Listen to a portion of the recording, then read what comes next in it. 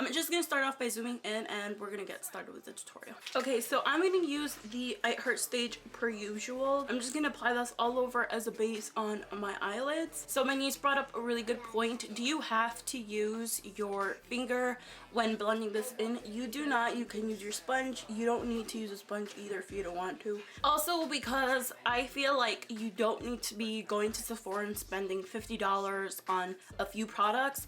You can always use drugstore products. I'm going to be using the e.l.f. Matte for Matte. It says it back here. The Matte for Matte palette that they have out. This is one that I use all the time and you guys have seen me use this. I'm just going to use that lightest shade.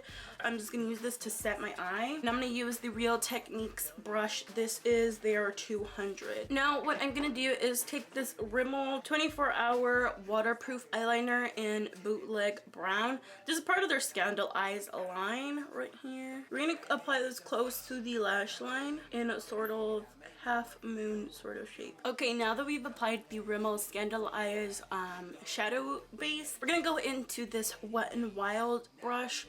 As you can see, it has a sort of flat shape to it. It seems like a shader brush, which you can use it for a shader brush, but what we're gonna do is use this brush and just use it to kind of blend this out from where you applied it a little outward into the crease. What I really like about this shadow brush is that it's a very affordable brush.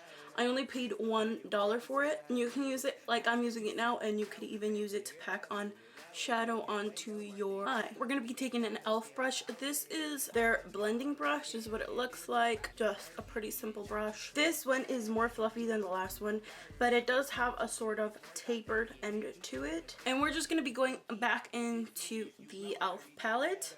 We're going to be using this shade right here. We're going to be taking this one and just using it to blend all of the shadow out into the crease. At this point, because you already use your flat shader brush from Wet n Wild and use it to apply the dark color, we're going to go back onto the palette. We're going to be going to this shade right here from the palette. So you're going to be taking the color and you're just going to be tapping it onto your lid. In math, when you do algebra, whatever you do to one side of the equation, you have to do it to the other side. So think of it as that. You did it onto the right eye, so now you're going to apply some onto the left eye. After applying this, you're just going to blend this all out. I feel like this eye has a little bit more brown than this one, so I'm just going to go ahead and grab my flat shader brush and go back into the brown color. You can always just put some on the tip of your brush.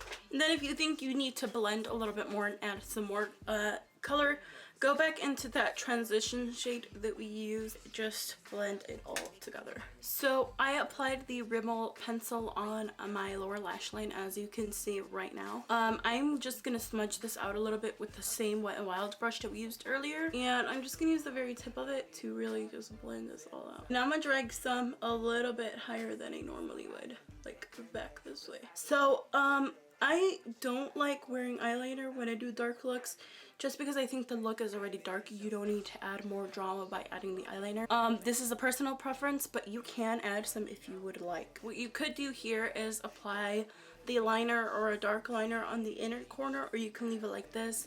Just because everything is dark, I want to make sure that it's about the same. So I am going to apply some on my lower waterline.